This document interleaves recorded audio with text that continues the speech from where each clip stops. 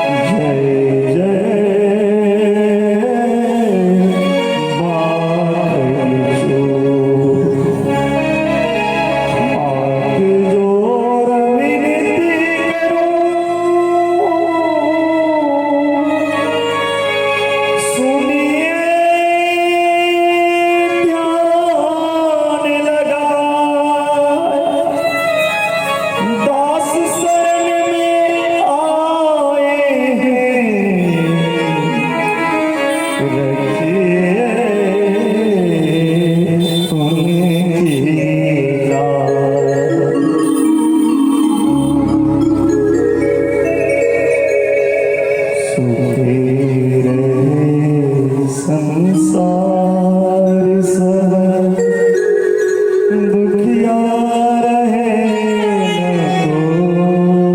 को सुखी बसे संसार सब दुखिया रहे न को सुखी बसे संसार सब दुखिया बसे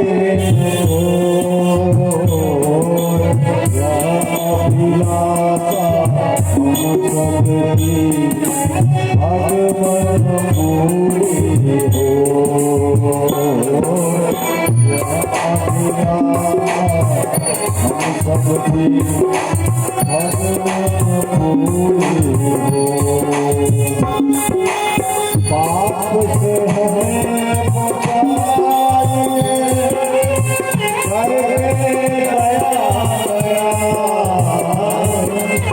पाप से हमें बचाइए करके दया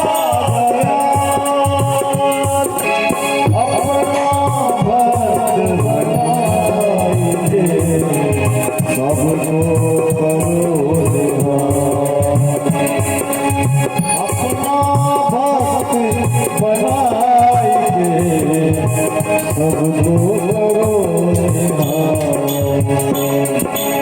परेशानी की राधिका नंदनों के श्याम परेशानी की राधिका नंदनों को श्याम परेशानी की राधिका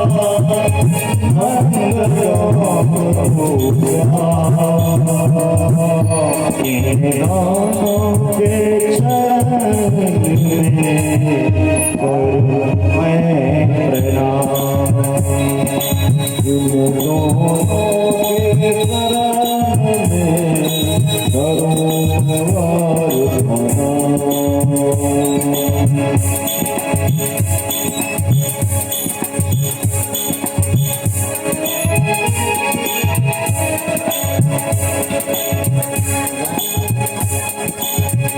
श्री राधे मेरे स्वामी राधे रघुरा जन्म दियो ब्रज का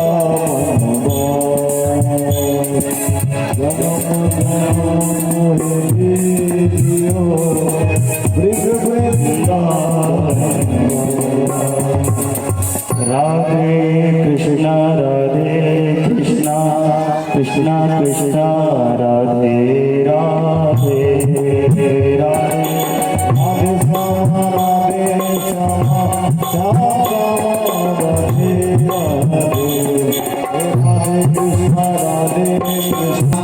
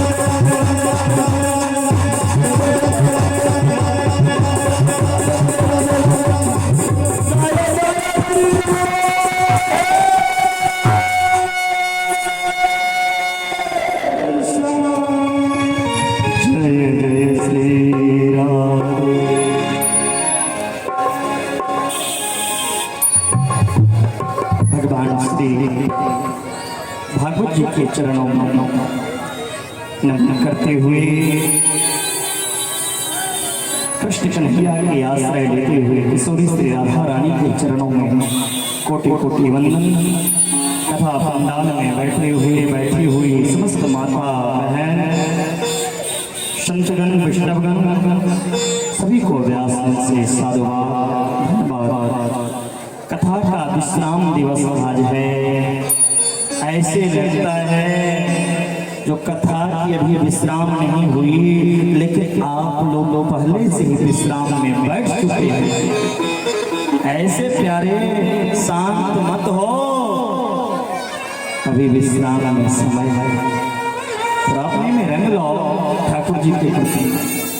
आज भागवत का 7वां दिवस में हम सभी बैठे हुए हैं।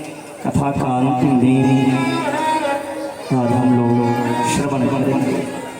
कथा की अंत नहीं है, जहाँ जैसा समय मिले, जैसी भगवत की कृपा मिलती है वैसी कथा होती है।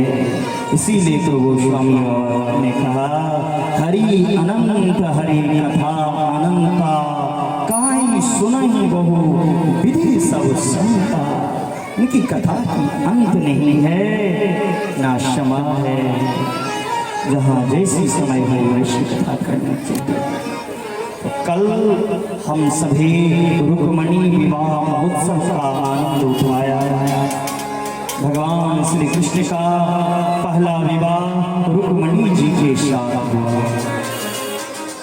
जो हम सभी लौकीवासी मिलकर इस मंगल बेला में गोता लगाए। आज रुक्मणी जी के गर्भ से सुंदर पुत्र का भी जन्म हो गया। अरे कल विवाह हुआ, आज पुत्र भी जन्म ले लिया। बहुत जल्दी पुत्र हो गया। कथा के माध्यम से पुत्र हुआ। यूं तो जैसे समय लगता है वैसा ही हुआ, लेकिन कथा के माध्यम से रुक्मणी जी का आज पहला पुत्र का जन्म हुआ। कास्तु वासुदेवांसु दग्धा प्रागरुद्रमण्युना देवोपपते भूयस्तमेव प्रत्यपद्यत। भगवान कृष्ण के जीवन में शत्रु की कमी नहीं है। आज कृष्ण के पुत्र बन के आए हैं, वो कोई साधारण नहीं है, वो कामदेव स्वयं है। आज भगवान का पहला पुत्र प्रद्युम्न जी जो हैं तो प्रकट हुए। सासा कहता है, कितनों भी दुख आ जाए, हमें उस दुख को सुखी से हंस कर गुजार देना चाहिए। ऐसा नहीं दुख आए तो हम भगवान का नाम लें और सुख आए तो भगवान को भूल जाएं। दुख में तड़पो नहीं, दुख में तड़पो नहीं, सुख में फूलो नहीं। प्राण जाए,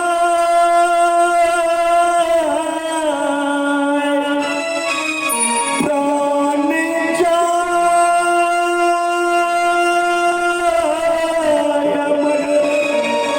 भगवान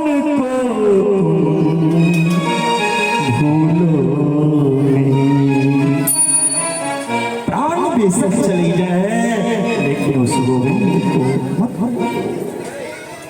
रुक्मणी जी का पहला पुत्र जो हुआ उनका नाम है प्रद्युम्न। प्रकृष्ट धूमन प्रकाश यश सो प्रद्युम्न। जिनकी जीवन में सुंदर कर्म का प्रकाश है उसे प्रद्युम्न कहते हैं। आज पहला पुत्र जन्म लिया भगवान का और प्रसूति गृह से संबासुर नाम का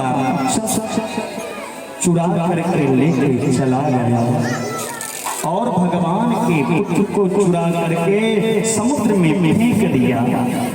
समुद्र में एक मछली ने भगवान के पुत्र को अपना आहार के रूप में ग्रहण कर। पुत्र कौन है? कामदेव। जब भगवान शंकर ने भस्म किया था तो शिव जी ने कहा, जब शिव तीसर नयन उघारा मेरे घर का जब भगवान शिव ने कामदेव को जला के भस्म कर दिया तो कामदेव की पत्नी रोने लगी। शिव जी ने कहा, रो मत, द्वापर में तुम्हारे पति मिलेंगे जो कृष्ण के पुत्र बनेंगे। मछुआरा जब मछली मार के ले गया ना तो वही मछली जाल में फंस गई जो मछली भगवान के पुत्र को निगला था। मछुआरा बाजार में गया मछली बेचने, फिर वही संबासुर राक्षस ने मछली को खरीद लिया। संबासुर वो मछली लेके अपने घर में आया और उनके घर में जो काम करती है ने बाई वो कोई और नहीं, कामदेव की पत्नी ही है जिनकी नाम है विद्यावती। जब विद्यावती मछली का पेट चीरा उसमें से बालक निकला। शंबासुर को कहा, तो शंबासुर ने कहा, तुम्हारे पति मर चुके हैं इसलिए इस बालक को पालो, अपनी गोदी में खिलाओ। विद्यावती वो बालक को अपनी गोदी में खिलाने लगी। यहाँ पे विद्यापति जी का एक भाव आता है, बड़ा सुंदर विद्यापति जी का यह भाव है। जब कामदेव की पत्नी विद्यावती भगवान अपने पति को गोदी में लेकर खिला रही थी तब का ये भाव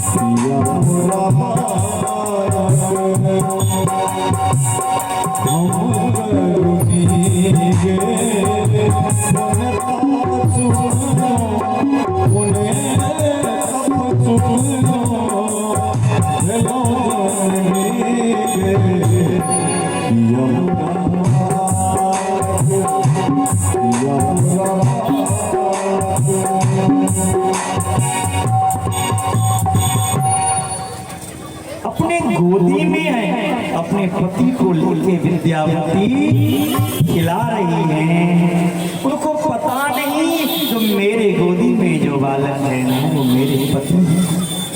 नारद जी आया, नारद जी ने कहा विद्यावती जो बालक को तुम पाल पोस रही हो वो तुम्हारी पति हैं कामदेव। प्रद्युम्न जी ने विवाह किया विद्यावती के साथ और शंबासुर राक्षस को संहार किया। पुनः अपने द्वारकापुरी आए। जब तक भगवान का पुत्र एक विवाह किया तब तक भगवान 16,108 पूरा दिए। अभी तो एक ही विवाह हुआ, 16,107 बाकी है।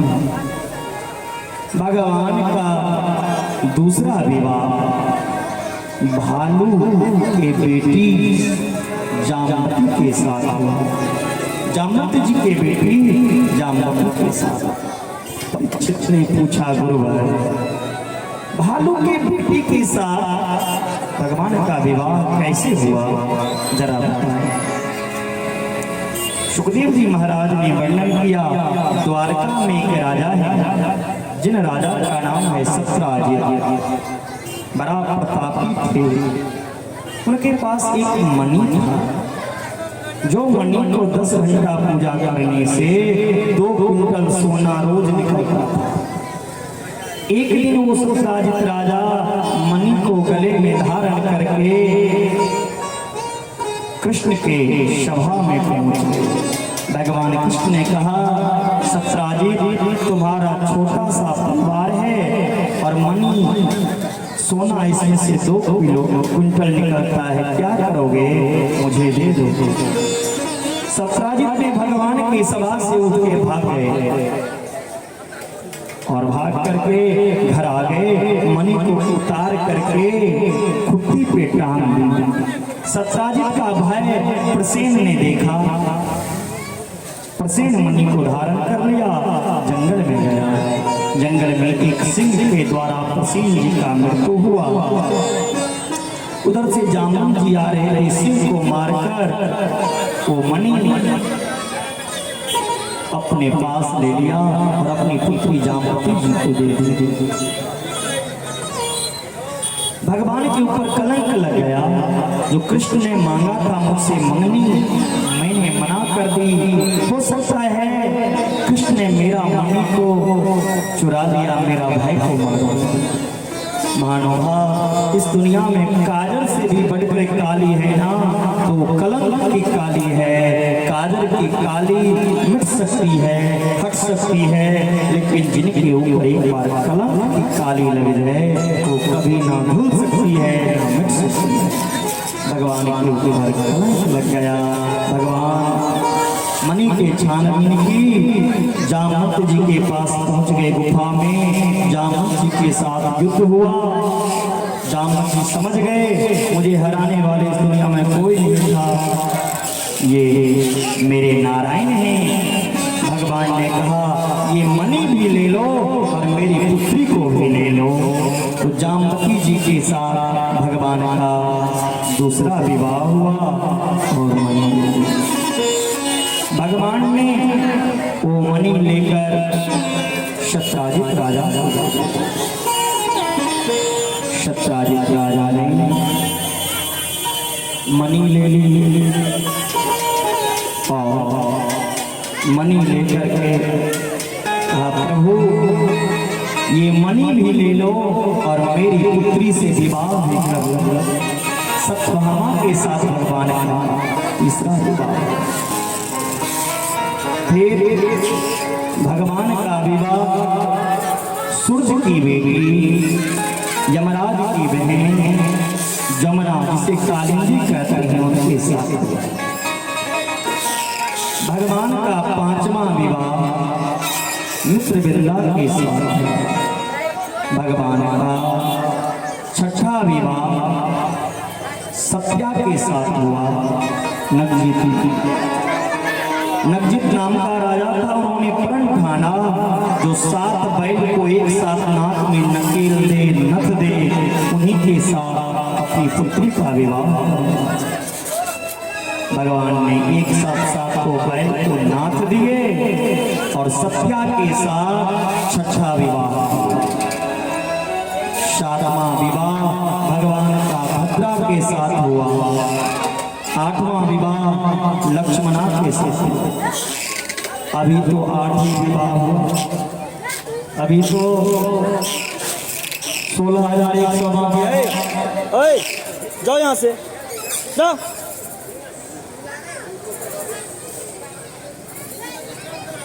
16,100 विवाह। सुबह हो जाएगी, विवाह करवाते करवाते 1 ही साल से विवाह करवा देते हैं। कुछ और नहीं छे तो सब तो सब। भौमासुर नाम का एक राजा है जो भूमि से उत्पन्न लिए है। भौमासुर अपनी ताकत का दुरुपयोग करता रहा। जितने बड़े बड़े घरों की राजाओं की बेटियां थी उनको अपहरण करके भौमासुर लाता और एक जेल खाने में बंद कर देते थे। भगवान ने सोचा ये मेरे राज्य में अधर्म हो रहा है, इतने राजकुमारी को इन्होंने कैद खाने में बंद किया है, इनको मैं मुक्त करूंगा। भगवान श्री कृष्ण ने आया और भौमासुर राजा का संहार किया। जितने राजकुमारी जेल में बंद थी सबको भगवान ने जेल से मुक्त करवाया और कहा देवी अब आप सब अपने घर को चली जाओ। वो राजकुमारी कहती है हे प्रभु अब मैं कहाँ जाऊँ, कौन सा घर जाऊँ? अगर मैं घर को जाऊँगा तो दुनिया वालों मुझे तरह तरह के उल्हाना देंगे। इतनी दिन से तुम किसके साथ थी, मैं इस जगत में मुंह दिखाने लायक नहीं रहूंगी। प्रभु मुझे तो एक ही रास्ता दिखता है, मैं अपने प्राण को अंत कर लूंगा। भगवान ने कहा प्राण के अंत मत करो देवी, ये शरीर बड़ा दुर्लभ है, दुर्लभो मानुषो देहो देहिनां जनभंगुरा। इतना आसानी से मानव का शरीर नहीं मिलता है और उसमें भी फांसी लगा के मरने वाले को, जहर खा के मरने वाले को, सुसाइड करके मरने वालों को कभी उद्धार नहीं होता देवी। मानव जीवन का उद्धार तो एक ही रास्ता है, भगवत प्रेम। भगवत प्रेम से ही मानव का उद्धार होता है। तुम जाओ शादी विवाह करो, अपना घर को बसाओ। वो राजकुमारी कहती है कन्हैया हे श्याम सुंदर मुझसे विवाह करेंगे कौन? भगवान ने कहा देवी बुरा ना मानो तो मैं तुम्हारे साथ विवाह करने को तैयार हूं। राजकुमारी कहती है कन्हैया क्या कह रहे हैं आप मुझे पत्नी रूप में स्वीकारेंगे? भगवान ने कहा हाँ तथास्तु, अवश्य स्वीकारूंगा। इस तरह भगवान वो 16,100 राजकुमारी के साथ विवाह हुए। इस तरह भगवान का 16,108 विवाह।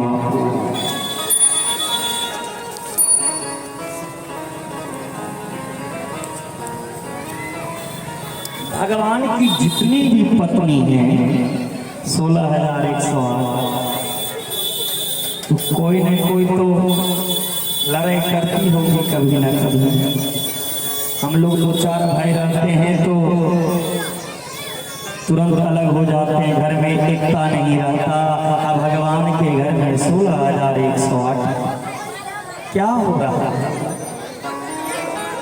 ये शिक्षा तो भगवान कृष्ण के कथा से मिलती है।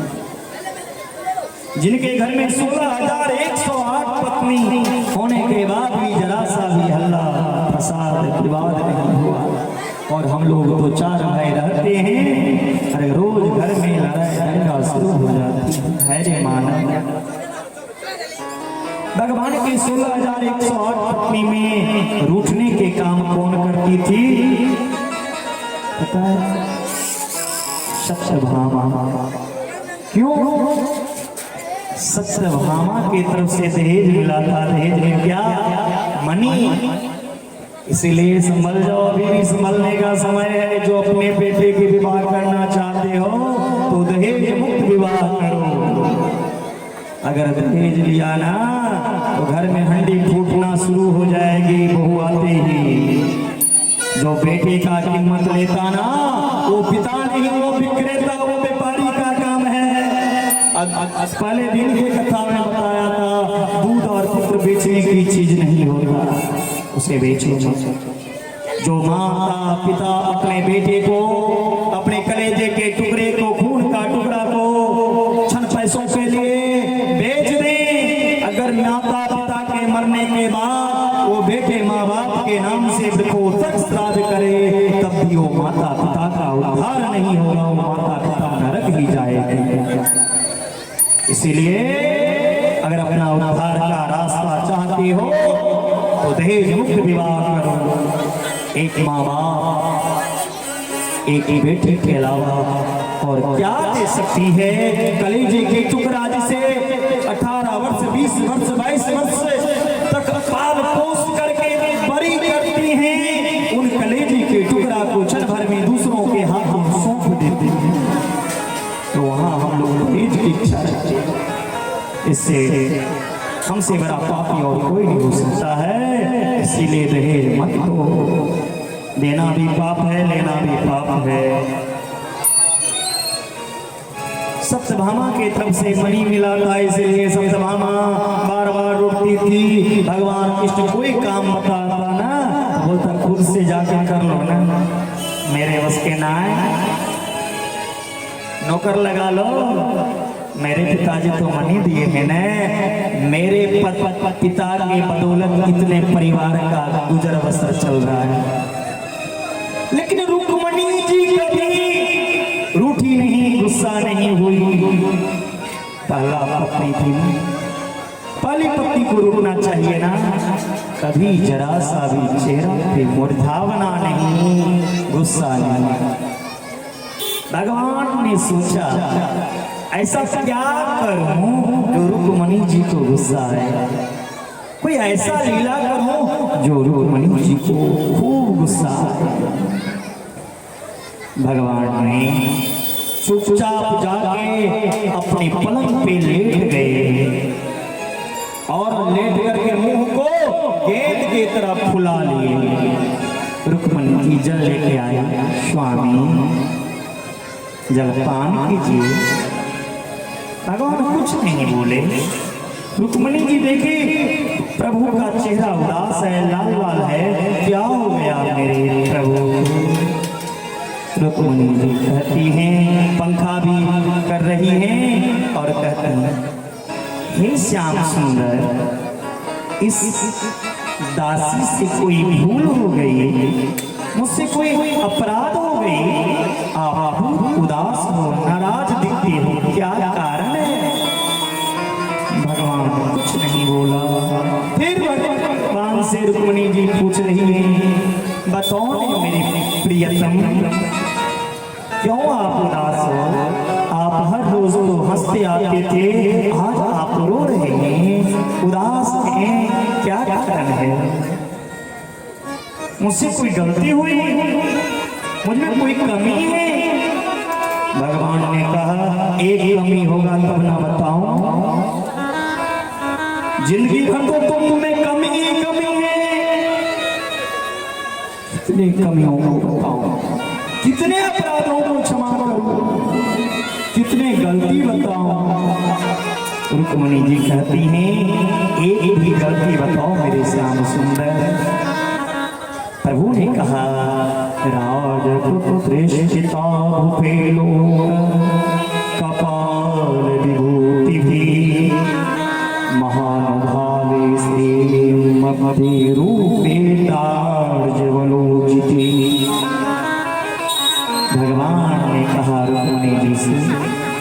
हे रुक्मिणी जी, सबसे बड़ी गलती तो आपने ये की जो मुझसे विवाह की। बड़े बड़े सुंदर राजकुमार तुम्हें पत्नी के रूप में चाहते थे, तुमको उन राजकुमारों को छोड़कर एक गौ चरवाहा मिल गया, एक गाय चराने वाले से तुमने विवाह कर लिया। प्रभु ने देखा रुक्मिणी जी अभी भी गुस्सा नहीं हुई, तब प्रभु ने कहा सुनो, क्या सोच के तुम मुझसे विवाह की? मैं वीर हूं। गड़बड़ हो गया रुक्मिणी जी। राज्य हो विद्यता सुब्रू समुद्र शरणं गता बलवती कृते द्वेषा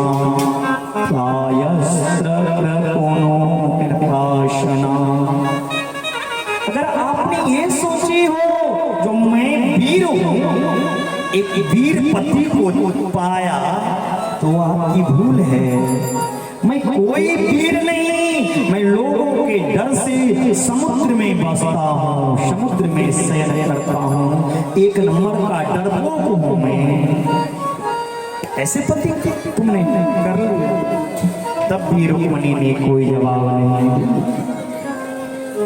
भगवान ने कहा सुनो रुक्मिणी जी, लोग विवाह करते हैं ना तो पहले जाति का पता लगाते हैं, धर्म का पता लगाते हैं, फिर उनके परिवार का पता करते हैं, उनके माता पिता का पता लगाते हैं, तब विवाह करते हैं।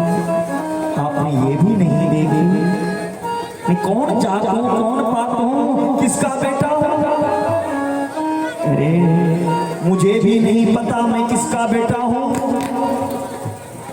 कोई मुझे वसुदेव का बेटा कहता है, कोई नंद का बेटा कहता है, मुझे भी नहीं पता मैं किसका बेटा हूं।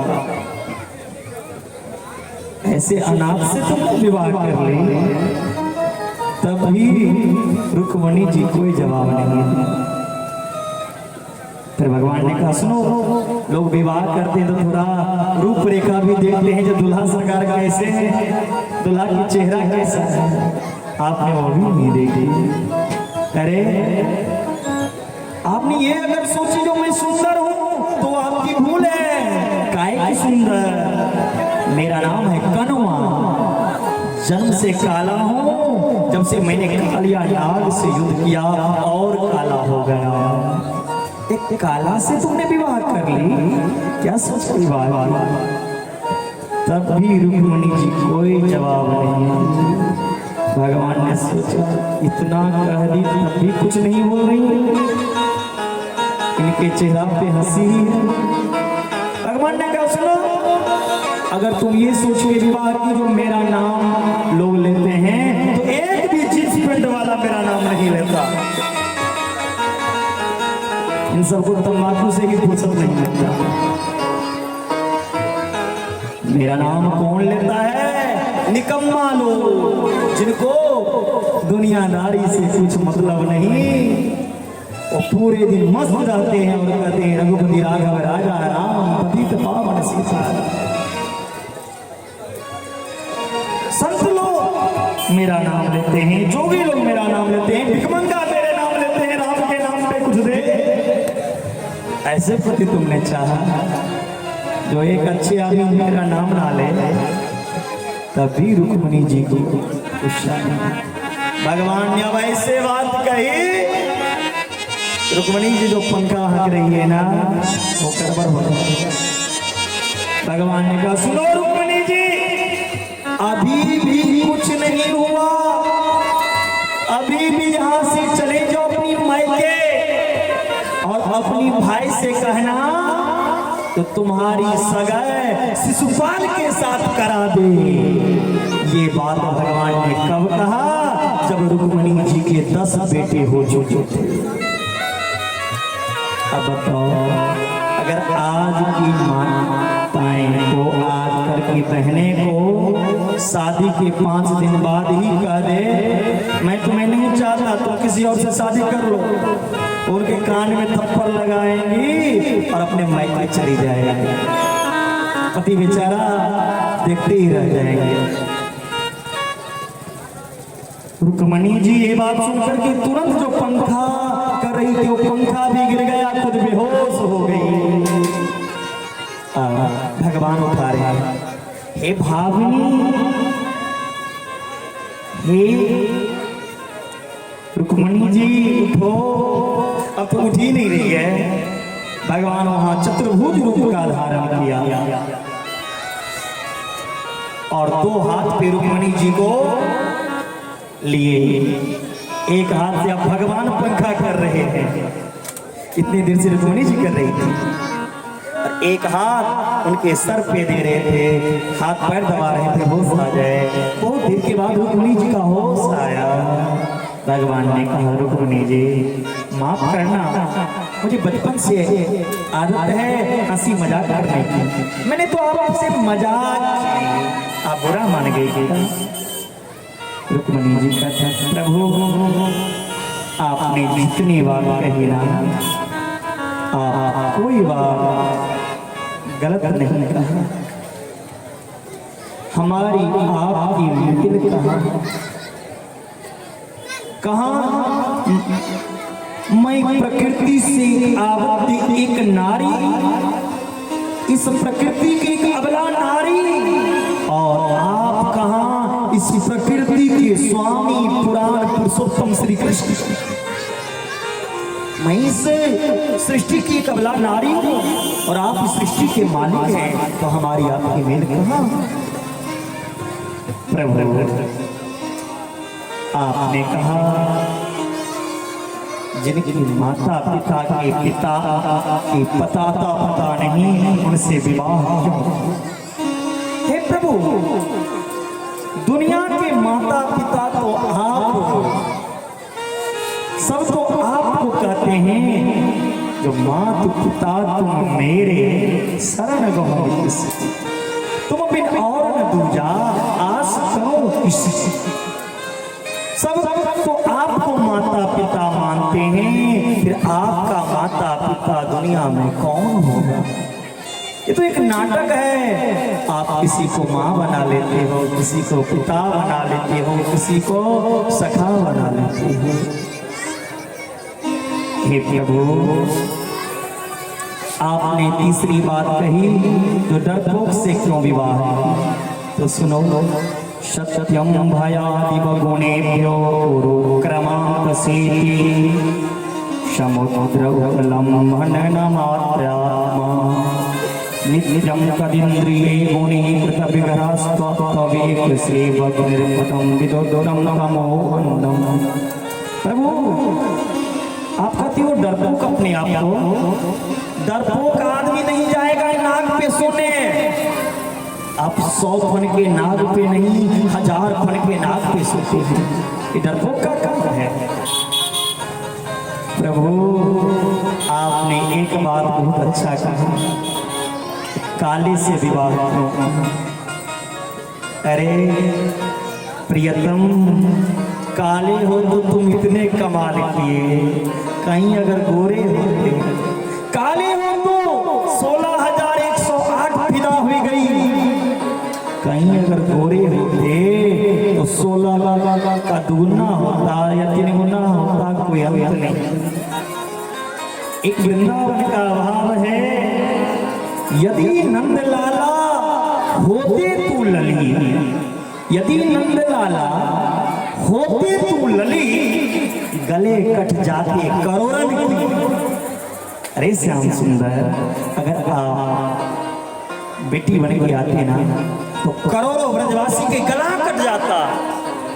आपने तो बहुत बड़ी कृपा की, जो बेटा बन के आए हैं और हम सबको पत्नी रूप में स्वीकारे। अब प्रभु आपने क्या कहे, जो मेरा नाम भिखमंगा लेता है, तो इस दुनिया में अमीर कौन है? आपके सिवा अमीर इस दुनिया में कौन है? भिखारी सारी दुनिया दाता इकराम की, आपके सिवा कोई अमीर नहीं है। कबीर बाबा ने कहा, कबीरा सब जग निर्धना, धनवंता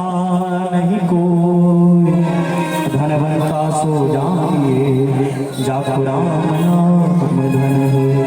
प्रभु आपने धन है, ऐसे पति तो सबको चाहे, मीरा जी ने एक ही धन पाया, तो क्या पायो जे मैंने राम रतन धन पाया। ये धन को मीरा ने पाया। पायो जे मैंने राम रतन धन पायो, पायो जे मैंने राम रतन धन पायो, जी मैंने राम रतन पायो, जी मैंने